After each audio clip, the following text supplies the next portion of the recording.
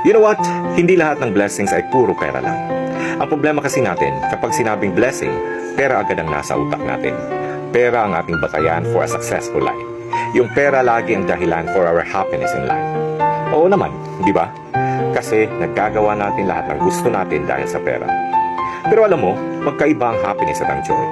Kasi ang happiness always requires happiness para magiging happy ka. Like for example, inaantay mo lagi ang sweldo para may pera ka. Kumain, bumili ng gusto mo, makagala kasama ang kaibigan at uminom. And after that, mag-aantay ka na naman sa susunod na sweldo kasi ubos na ang pera mo. Feeling empty na naman ang pakiramdam mo. Samantalang yung joy, iba. Kasi it's a state of being. It's a fulfillment, contentment.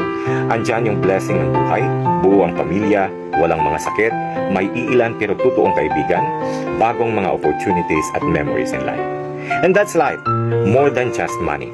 Kaya, be grateful to God.